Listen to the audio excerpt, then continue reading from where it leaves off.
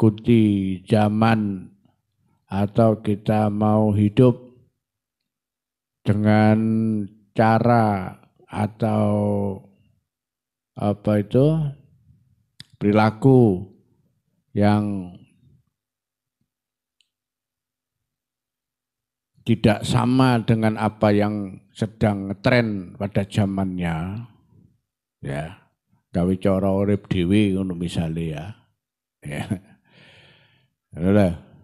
Ya ngono kudu gawe landasan ilmu.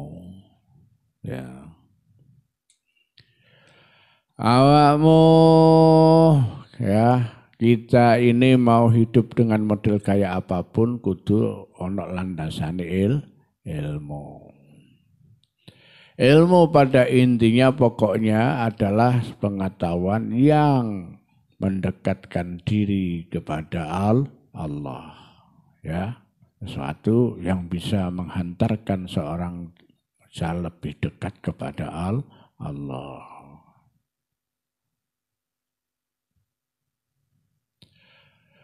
Noleh, ya. Di sini dijelaskan juga walayasihu lan ora sah apa zuhdu. Zuhud ini perilaku. Perilaku atau gaya hidup seseorang, ya, sebuah pilihan. Ya, sebuah pilihan. Zuhud ini juga sebuah pilihan gaya hidup.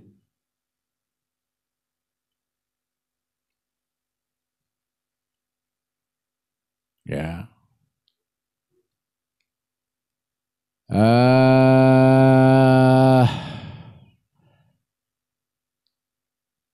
Watakwa dan juga takwa.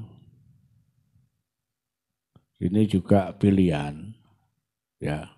Urip gawe takwa, gak gawe hidup dengan gaya sesuai dengan ajaran itu cenderung yang disebut dengan kalimat takwa, ya, atau mau hidup yang di luar aturan, ya, hidup di luar aturan itu juga pilihan, ya, mau bener atau agak bener itu juga pilihan, ya,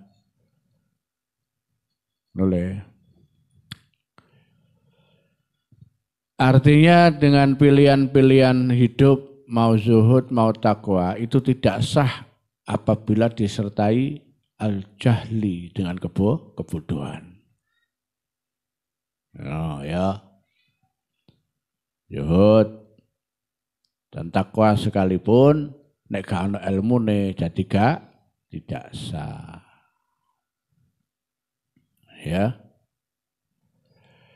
Wa ansadul ustad lan macaken syair maring kita sapa al ustad as-syekh al imam, ya, al ajalun Burhanuddin yang bernama Kiai Burhanuddin Sahibul Hidayah. Dibaktihim maring kalangannya, pada komunitasnya, ya, komunitas.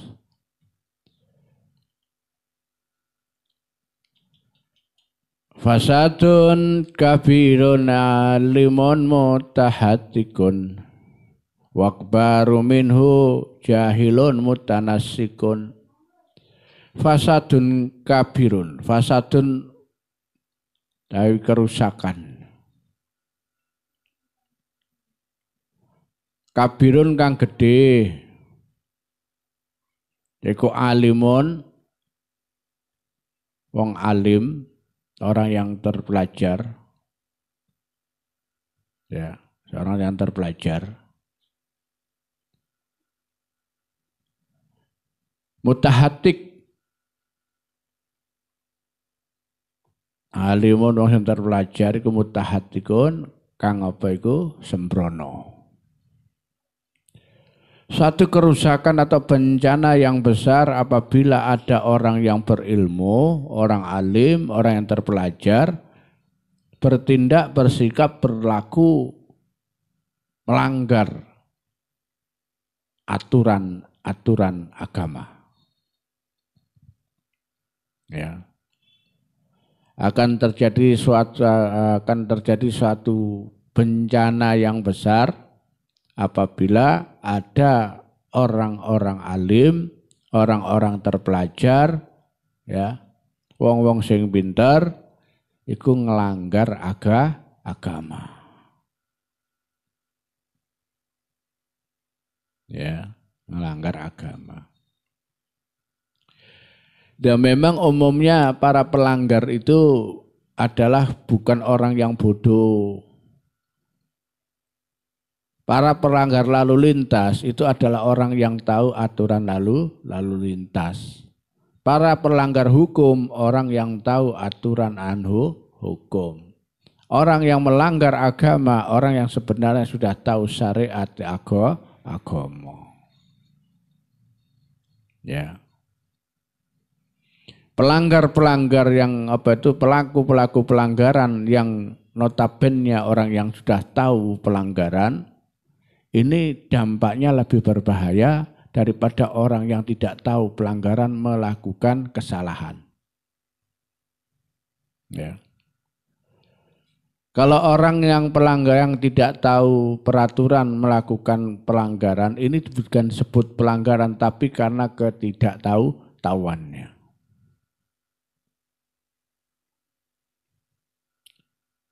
Jadi pelanggaran yang sebenarnya itu adalah orang yang sudah tahu aturan tapi melanggar. Ya bener. Wis ro dilarang masuk sih tetap mlebu, nah itu melanggar. Sudah tahu dilarang keluar kok masih keluar. Nah itu dia melanggar. Ya. Biasanya orang-orang yang melanggar itu pasti memiliki cara bagaimana mensiasati aturan.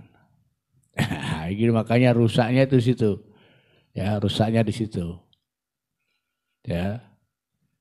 Orang-orang yang ngerti hukum ini biasa yang pandai mengotak-atik hukum ya untuk melanggar hukum.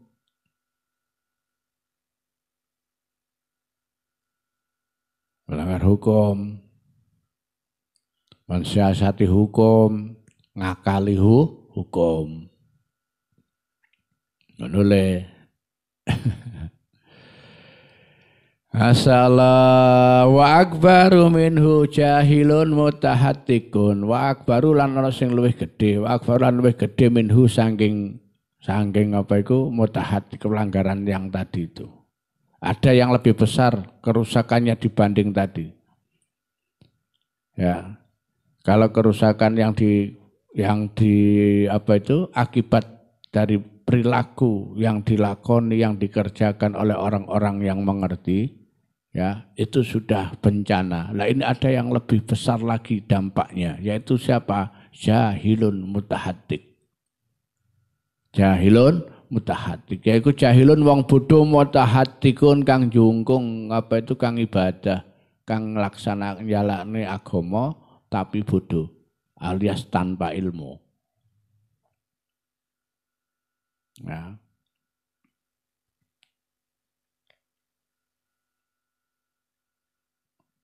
Oleh Allah, masya Allah, orang bodoh sing sergap ibadah, ya. Orang bodoh yang sering menampilkan atribut-atribut keibadahan, ya. Tapi di luar dan tidak dilandasi oleh ilmunya. No, ini jauh lebih berbahaya,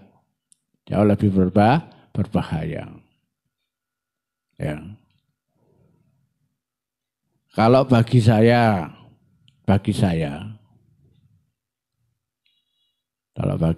ya, justru yang berbahaya yang pertama tadi itu.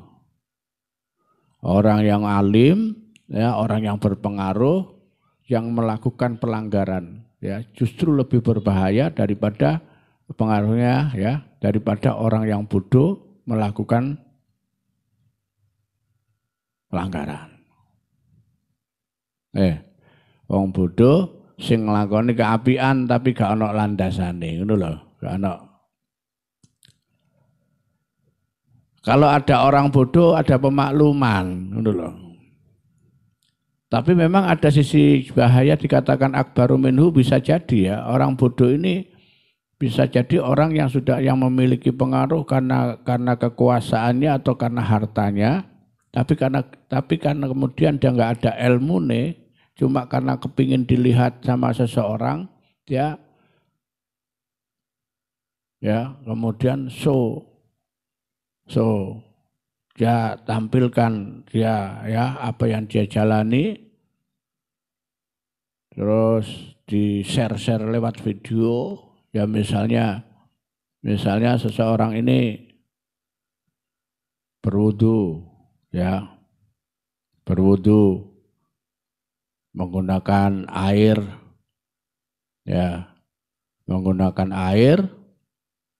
yang airnya ini kurang dari 2 kolah. Ya, kurang 2 kolah. Terus wudune diketok-ketokno.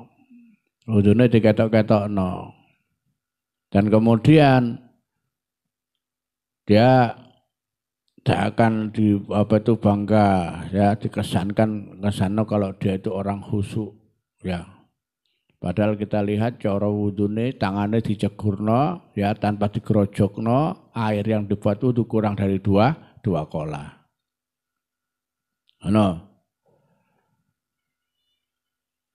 Karena dia berpikir namanya wudhu yang penting basah, gak ngerti air apa, gak ngerti seberapa ukurannya air.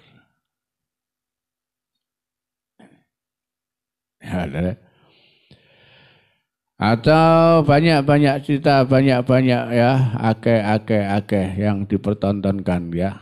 Kita sekarang itu gampang, sering atau mudah melihat tontonan-tontonan yang sengaja dipertontonkan oleh orang-orang ya, yang memang kadang-kadang sengaja atau memang tidak sengaja dia menampilkan satu kebodohannya tapi dikemas seakan-akan itu benar. Ya, seakan-akan itu benar.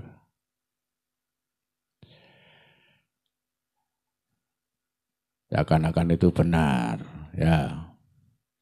Tapi dampaknya saya tetap mengatakan bahwa dampaknya jauh lebih dahsyat apabila yang melakukan ini orang alim ya. Orang yang sudah terkenal kealimannya, tapi kemudian dia melakukan tindakan-tindakan yang sembrono. Wong alim sing sembrono, ya. Wong alim sing sembrono. Ya. Ini pernah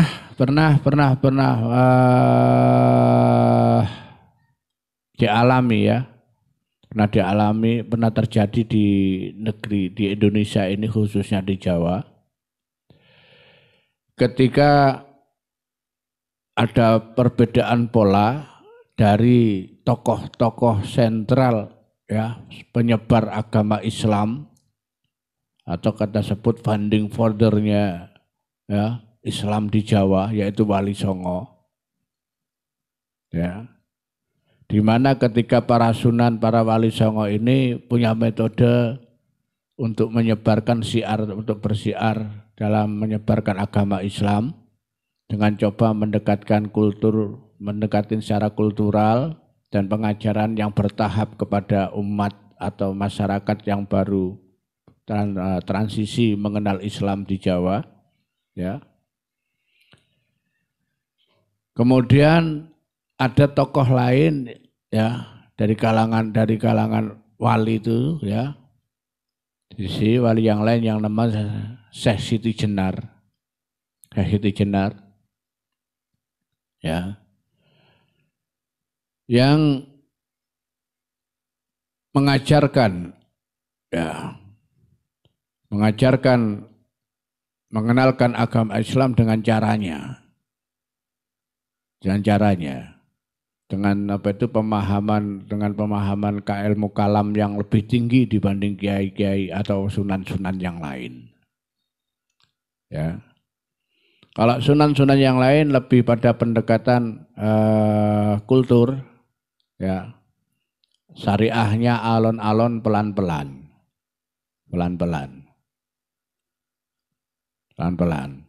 Tapi Sunan siapa itu Syekh Siti Jenar lebih mendekatkan pada ilmu kalam, pengenalan Tuhan, ya lebih diutamakan pada tingkatannya, yaitu wahdatul wujud, manunggaling kawula Gusti. Manunggaling kawula Gusti. Ya. Sebenarnya ajaran itu ya boleh-boleh saja, ya. Pada pemahaman kita itu boleh-boleh saja, ya. Karena pada dasarnya tingkatan tertentu seseorang itu secara dalam bertuhan, ya. Ketika pada capaian puncak rohaninya, ya, seseorang ini merasa sangat dekat dengan Tuhan, merasa dekat sampai Gusti Allah, ya, merasa sangat dekat dengan Gusti Allah dan juga merasakan kehadiran Gusti Allah di dalam dirinya. Ya. Ada puncaknya seseorang itu sudah kehilang, sudah kalau sampainya orang-orang agama Hindu dulu itu muksa. Muksanya orang-orang Hindu atau orang Buddha dengan muksanya orang Islam yang wahdatul wujud beda. Kalau muksanya orang-orang yang kepercayaan lain itu seakan-akan hilang dirinya, ya, kemudian tidak ada wujudnya. Tapi kalau muksa di dalam konteks spiritual Islam ini, orang-orang yang sudah hilang rasa keakuannya, awake wis hilang, ya. Jadi kefanaannya yang muncul justru kefanaannya, bahwa dia itu fana, hilang, sing ono mung sing abadi. Ya, puncaknya gitu. Kalau dalam konteks tasawuf Islam itu nanti di situ. Jadi wis gak ono awakku wis gak ono, sing ono mung Gusti Allah. Ya gini le. Nah, hal ini dianggap sama para sunan para wali songo, ini belum saatnya diajarkan ke masyarakat. Boleh saja begitu-begitu, tapi kalau orang yang sudah mapan, syariate mapan, tarekate mapan, makrifate mapan, ya, capaian-capaian seperti hakikat itu bisa berjalan. Ada prosesnya. Gurung syariat, gurung dilakoni, moro-moro diajari ilmu makrifat, repot. Jarane ngono. Ya. Nah, maka para wali songo, para sunan pada waktu itu menghukumi Syekh Siti Jenar ini sembrono. Ya,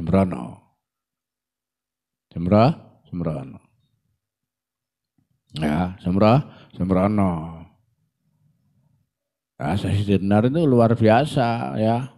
Tingkat keilmuannya tinggi sekali itu, sampai pada capaian al-halat itu kalau bukan pasti melalui proses yang luar biasa, ya, luar biasa.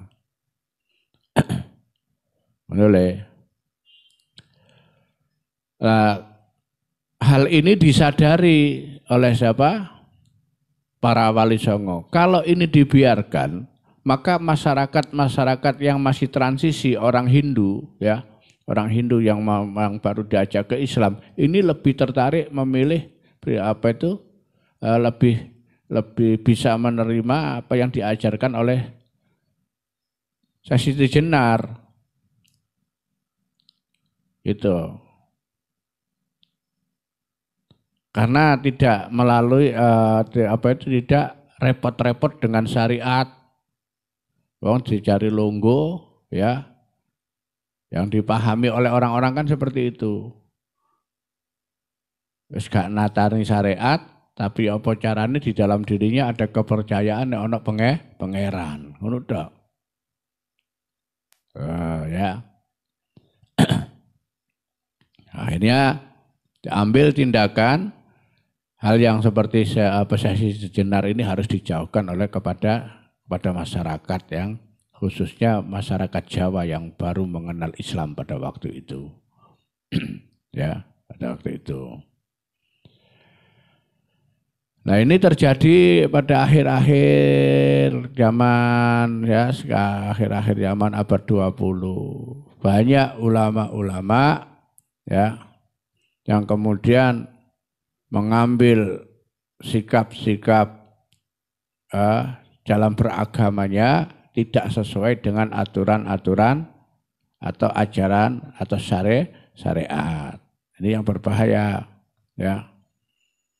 Istilah yang dikembangkan misalnya orang di sini membolehkan nikah mut'ah. Nikah mut'ah ya. Orang syariat, orang dikenal, dia tokoh, kemudian dia mengatakan mut'ah itu boleh. Ya, mut'ah itu boleh. Mut'ah itu boleh. Nah, dia tidak berbicara, tidak memikirkan dampaknya. Kalau mut'ah itu boleh, dia kembangkan ya. Kemudian dia nggak mikirkan betapa nanti akan banyak ya, akan banyak tatanan masyarakat ya yang sudah ditata rapi ya akan kacau balau tentunya dalam sistem pencatatan sipil ya penduduk nanti iki anake sapa wong wedok iki bojone pira ngono ya iki bin sapa karena mungkin ada orang satu perempuan mungkin bisa menjadi 3 suami dalam 1 tahun karena kontraknya.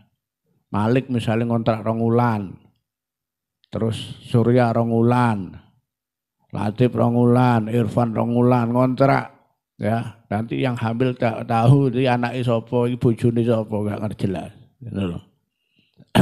Ya, ini bahaya. Ya kalau misalnya mut'ah itu, kemudian diperbolehkan, ini yang penganutnya banyak di Indonesia. Pasti banyak. Karena lebih suka orang bersikap bermut'ah itu kontrak-kontrakan lebih seneng ngomong. Ya. Allah. Ya. Semuanya punya resiko. Ya, resiko. Ono wong alim sing sembrono ya resikonya berat. Kalau ada orang bodoh yang menampakkan ibadahnya juga berat. Ya.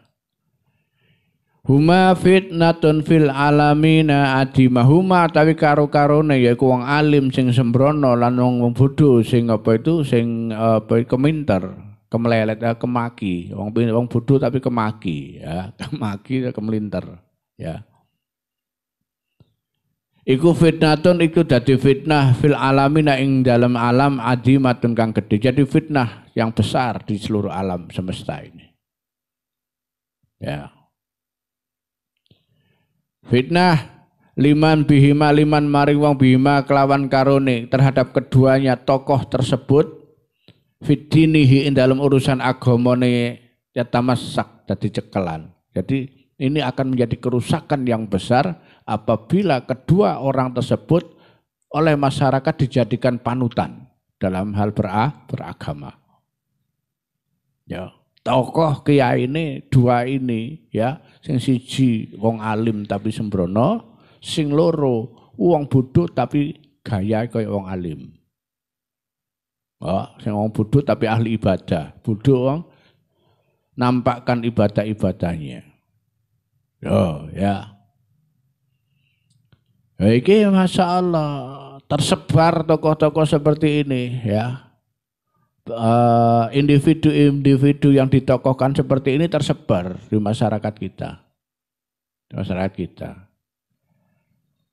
Contoh aja ya. Ono wong alim, kiai misalnya, kemudian dia menjadi pemimpin dalam acara ritual keagamaan yang sifatnya lebih cenderung kepada budaya. Misalnya ngelarung apa itu? Hasil bumi ke laut. Ya. Ini kan mubadir. Makanan orang kampung bawa hasil bumi dibawa ke laut, dikintir nang laut. Dan sedekah bumi, sedekah laut. Ini Masya Allah, itu enggak benar. Ya. Kemudian yang mimpin donga ya kiai. Dari kiai ini kearifan lokal, bukan kearifan lokal. Kita membangun kemusyrikan yang sedikit saja sudah sama dengan kita menanamkan bara api dalam hati keimanan. Gak benar. Ya. Kalau sodako ya sodako nang laut, sodako ya nang wong-wong, sodako ke anak yatim, sodako nang gimana ke janda-janda yang tidak mampu, itu sodako. Ya. Jadi sedekah bumi, barang kadang-kadang lah ini sembrono wong-wong itu. Kiai-kiainya yang ikut mimpin mudin sing melok ndonga itu sembrono. Ya. Kemudian itu diikuti karena dianggap tokoh, dianggap kiai, dianggap benar sama generasi-generasi berikutnya. Ya. Nah, parah lagi hal ini ada kendaraan baru. Ada namanya Islam Nusantara. Ya. Islam Nusantara itu kemudian dijadikan sebagai platform untuk acara-acara ritual orang-orang Islam yang seperti itu. Oh ini kan kita Islam Nusantara, gak podo karo Islam Arab. Bukan ada Islam Arab, Islam Nusantara. Islam ya Islam. Tuh. Gitu loh. Yang dikerjakan para wali itu dari dulu kan begitu. Dia menaruh ya sesuatu dari ajaran orang-orang tradisi yang sudah ada di masyarakatnya, diisi dengan yang baru. Ya. Kumpul-kumpul nyanyian, gendingan diisi lagu sholawatan, kan begitu. Ya, kan begitu. Itu 1.400 yang lalu, berapa? 700 atau 500 tahun yang lalu para aulia seperti itu. Lah sekarang ulama sekarang kok masih tetap ya melok sodako apa itu, sodako laut, sodako bumi ya. Kadang-kadang saya lihat di Wonosalam itu di mana itu ada korban kambing ditaruh di pohon, terus semua ditaruh situ. Itu kan tidak benar. Sing donga ya kiai, mudin. Ya, itu musyrik gitu. Ya. Kalau memang masih seperti itu, monggo ndungone nang kono tapi selamatane ojo model ngono. Selamatane tetap diselametno gawe bismillah ya. Terus dibagikan kepada yang berhak menerima. Sedekah dipangan bareng kan ojo pantes. Ya, enggak harus dilarung. Itu. Artinya apa? Berarti ya sembrono itu mau. Ya, sembrono. Jadi Islam Nusantara yang sementara digembar-gemborkan oleh orang-orang itu enggak paham sendiri, kadang-kadang dipolitisir sama orang-orang budayawan. Yang dimaksud Islam Nusantara itu yang memang Islam yang berciri Nusantara, tapi bukan berarti Nusantara ya Islam yang bergaya Nusantara, yang berciri Nusantara misalnya silahkan berjamaah sholat dengan mengenakan pakaian apa itu blangkon, gak apa-apa ya. Jangan kemudian Islam membolehkan tradisi-tradisi yang sudah ada yang harus kita rubah. Mestinya deket dupo nanggone wit asem gede ya. Terus ndonga bareng nang kono kan ndak bener itu. Ndak bener itu. Ndak bener, bukan itu. Islam Nusantara bukan begitu. Kalau mau memakai masih memakai Islam Nusantara, bukan seperti itu. Ngono lho. Allah Masya Allah. Ya. Kita khawatirnya dan kekhawatiran ini sudah mulai tampak bahwa Islam Nusantara itu dijadikan ideologi. Jadikan ideologi. Ya. Tidak ada ideologi Islam Nusantara itu apa. Ya, Islam Nusantara itu hanya pemahaman tradisi budaya bahwa Islam menghargai budaya, bukan Islam yang harus dibenamkan melalui budaya. Ya. Jangan ajaran Islam yang dibenamkan oleh budaya yang ada. Ya. Jadi dungoi ya nang kuno, cara ya nang kuno, gawe bismillah. Mak gawe bismillah kok malah panganan dibuat nang laut itu kan namanya membenamkan Islam dalam budaya, enggak bener itu. Ngono lho. Nanti ini dialogmu nanti itu, ya. Dalam masyarakatmu nanti ya, kamu berhadapan dengan situasi yang sekarang. Di kalangan NU sendiri berbeda pendapat tentang Islam Nusantara. Ya. Halo. Di kalangan NU sendiri. Dan bangganya orang-orang NU itu merasa bangga karena dia merasa yang membidani lahirnya Islam Nusantara. Kalau saya malah justru tidak bangga. Tidak bangga. Ya, itu banyak khurafatnya itu. Akeh khurafat, akeh khurafate. Ngono. Artinya harus dirumuskan orang memakai Islam itu rumus sing bener ya. Islam Nusantara kayak apa? Kalau ada Islam Nusantara ya nggak jauh beda dengan Islam liberal, nggak jauh beda. Ya.